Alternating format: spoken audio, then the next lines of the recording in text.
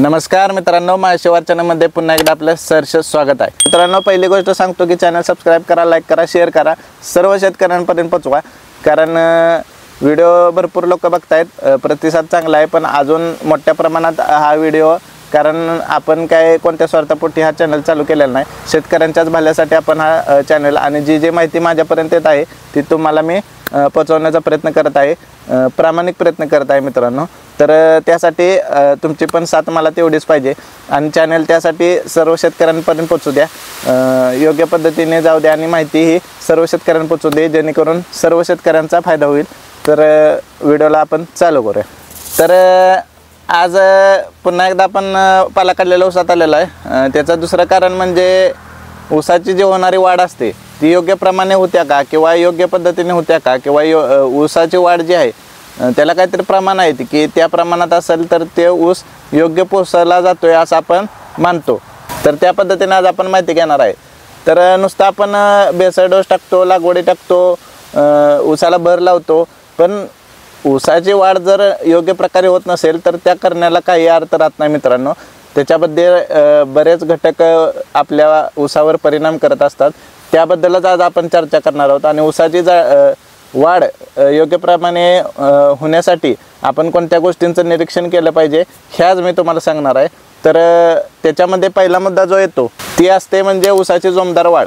आता जर इथं तुम्ही बघितलं तर एक वित्तचा पेरा आहे, हे बघा, एक वित्तचा असा पेरा पडलेला आहे। आणि जाडी जर बघितली, आता ही ऊसाची जाडी बघितली तर हे मध्यम स्वरूपाचे आहे, जास्त पण नाही आणि कमी पण नाही। आता सातत्याने पाऊस असल्यामुळे गारवा आहे आणि त्यामुळे काय होतंय, ती वाढ जी आहे म्हणजे ऊसाची जाडी जास्त होत नाही। पण आता ह्याला जर आपण आता लागवड टाकणार आहे, अमोनियम सल्फेट आणि पोटॅश हे लागवड आपण टाकणार आहे याला, तर ही जाडी आहे, तर ही जाडी योग्य प्रमाणे आहे असं समजायचं। आणि एका वित्ताचा जर पेरा पडत असेल आणि महिन्याला तुमच्या 2 ते 3 कांड्या सुटत असतील ऊसाला, तर तुमचा ऊस योग्य प्रमाणात वाढतोय। कमीत कमी 3 कांड्या तर महिन्याला तुमच्या सुटल्या पाहिजेत। एकदा कांड्या सुटायला चालू झाल्या तर तुमचं पाणी नियोजन आणि खत नियोजन हे किंवा रसायनाचा संतुलित प्रमाणात त्याचा वापर होतोय असं आपण समजायला हरकत नाही। आता दुसरी जे गोष्ट आहे ती आहे मित्रांनो ऊसाची पाणी। आता पाने कशी असावी त्याच्याबद्दल मी तुम्हाला सांगतो, आणि पानांची संख्या एका ऊसाला किती असावी हे पण तुम्हाला सांगतो, जेणेकरून तुमच्या सहज आपलं जाता येता जर तुम्ही पाणी मोजली तर खाली आपल्याला कांडीसुद्धा बघायला लागत नाही। आता ह्या व्हिडिओमध्ये तुम्हाला दाखवतो। तर ऊसाची पाने 1 मिनटं तुम्हाला दाखवतो मी। तर आता हे 1 झालं, हे 2 पान झालं, 3 झालं, हे 4 झालं, हे 5 झालं, हे 7, 8, 9, 10, 11 आणि मधलं जे बारीक पान आहे हे बघा, आता हात माझा पोचत नाही पण मधलं जे बारीक पान आहे ते 13 अशी पानं पाहिजे तुम्हाला। आता इकडं तुम्हाला दाखवतो, हे बघा, 1 2 3 4 5 6 7 8 9 आणि ती वरची 2 11 पानं। म्हणजे मित्रांनो याचा अर्थ काय आहे, तुमची किमान एक लहान पानासहित म्हणजे हिरवी वाळलेली पाने मोजायची नाहीत, हिरवी पाने ऊसाला कमीत कमी 11 पाहिजेत आणि जास्तीत जास्त 16 पाहिजेत। 16 पर्यंत जे 15-16 ज्या ऊसाला पानं आहेत त्याचा ऊस हा खाली कांड्या बघायला सुद्धा लागत नाहीत, कारण पानांच्या अन्न तयार करण्याच्या क्षमतेवरच ऊसाचं खरं गमक आहे। पानं जर तुमचे 11 ते 16च्या दरम्यान असतील तर ऊस तुमचा योग्य समजून जायचा की आपला ऊस योग्य प्रमाणात वाढत आहे आणि त्याला आपोआपच मग पानाद्वारे द्रव्य मिळत असतं, अन्न मिळत असतं। तर या कांड्या या तुम्हाला आपोआपच व्यवस्थित आणि लांब आणि जाड कांड्या पडत जातील। तर हे झालं पानाचं शास्त्र। तुमची पानं किती पाहिजेत, 11 ते 16 या दरम्यान तुमची पानं हिरवी पाहिजेत। आता दुसरं पानामध्ये काय आहे की पानं तुमची निरोगी पाहिजेत, त्याच्यामध्ये कोणतंही रोग नको आहे किंवा पिवळी पडलेली पानं नको आहेत। पानं कशी पाहिजेत, गडद रंग आपला हिरवा गडद रंग ज्याला आपण काळोखी म्हणतो, तर हिरवा गडद रंग आला पाहिजे, जेणेकरून ती पानं आपण निरोगी समजली पाहिजेत। मधली जी पांढऱ्या रेषेची तुमची पानाची धमनी असते तर त्याच्यामध्ये सुद्धा कोणताही स्पॉट नको आहे, तर ते पांढरं शुभ्र रेष असावी पानाच्या मध्ये, ते पान आपण निरोगी समजलं जाईल। पानाची रुंदी आणि लांबी योग्य पाहिजे। रुंदी आता जवळजवळ पूर्ण पोसवलेल्या ऊसाचे 4-4 बोटं मावतील एवढं पान आपल्या ऊसाचं झालं पाहिजे। तर ते आपलं ऊस निरोगी समजायचं आहे. तर तिसरी महत्त्वाची गोष्ट आहे की याच्यामध्ये खोडकीड किंवा हुमणी असेल, या रोगांचा प्रादुर्भाव आपल्या शेतात आहे का हे ओळखलं पाहिजे. बऱ्याच ठिकाणी असं होतं की ऊस सुरुवातीला चांगला येतो आणि पावसाळ्याच्या ऐन वेळेत हुमणीचा किंवा खोडकिडीचा प्रारब्ध होतो. मग त्याच्यामध्ये काय होतं, आता इथं ऊसाला बघितलं तर इथं माझ्या ऊसात दाखवण्यासाठी सुद्धा नाही, ऊसाला तडे जातात मित्रांनो. तर तडे जाण्याला कारण काय असतं, आता दाखवायला तुम्हाला इथं म्हणजे तडा गेलेला ऊसाला आपल्या नाहीच, म्हणजे याचा अर्थ आहे ऊसाला जिथं तडे जातात तिथं लाल रेस तयार होते ऊसामध्ये. तर त्या ऊसाचं वजन मित्रांनो जास्त पडत नाही किंवा त्याचा उतारा जास्त पडत नाही. त्याला कारण असतं पानामध्ये जे लाल गडद रेष पांढऱ्या धमनीमध्ये तयार होते ते त्याला कारण असतं. तो किडीचा प्रकार आहे. त्याच्यासाठी आपण सुरुवातीपासूनच योग्य तो उपचार ऊसाला दिला पाहिजे.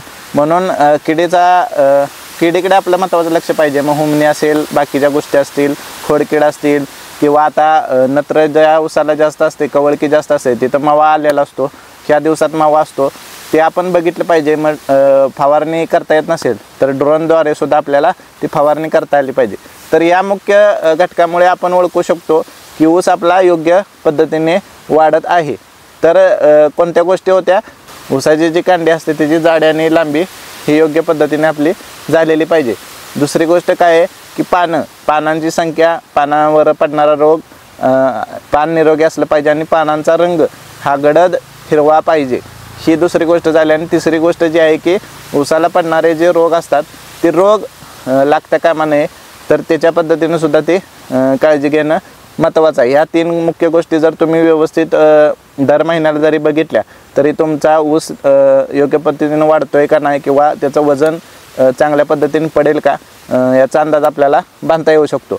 आता मग ह्या गोष्टीवर परिणाम कोणत्या गोष्टी करतात, तर पहिली गोष्ट आहे पाण्याचं व्यवस्थापन आपल्याला व्यवस्थित पद्धतीने करता आलं पाहिजे. तर त्या ऊसाचे वाढ ही योग्य पद्धतीने होणार आहे. अतिरेक पाण्याचा किंवा कमी पाणीसुद्धा असून चालत नाही. दुसरी गोष्ट आहे ते हवामान आपल्या हातात नाही, पण हवामानानुसार आपण ऊसाची काळजी घेतली पाहिजे किंवा त्याला खत पाणी आणि व्यवस्थापन केलं पाहिजे. जास्त पाऊस असेल तर पाणी पाजणे, आता जवळजवळ ऊसाला या भर लावल्यापासून पाणीच आपण पाजलेलं नाही. त्याला कारण काय आहे की पाऊस सातत्यानं चालू आहे. मग एखाद्या 5-6 दिवस वाळलं तर मी वाळून देतो, थोडे तडे पडले तरी परत पाऊस पडला की परत त्या ऊसाची भूक पूर्ण होत्या. त्यामुळं पाण्याचं योग्य व्यवस्थापन केलं पाहिजे. आणि दुसरी गोष्ट आहे वातावरण ऊसाला उष्ण आणि दमट लागतं. त्या वातावरणात ऊसाची वाढ एकदम फास्ट होते. तर त्यावेळी जे पाणी व्यवस्थापन असतं ते वापसा बघून आपण देणं गरजेचं आहे. तिसरी गोष्ट याच्यात आहे की खतांचं संतुलित खतांचा डोस देणं मित्रांनो गरजेचं आहे. किंवा आपण काय करतो की एकाच प्रकारची किंवा पोटॅश किंवा अमोनियम सल्फेट 3-3, 4-4 एकरी टाकतो. तर NPK जे आहे, जे मेन आपल्या ऊसाला लागतं किंवा मायक्रोन्यूट्रन्स आहे, याचा संतुलित व्यवस्थापन करूनच आपल्याला डोस काढला पाहिजे. ऊसाची अवस्था बघून त्यानुसार लागणारं NPKचं प्रमाण आपल्याला ऊसाला देणं गरजेचं आहे.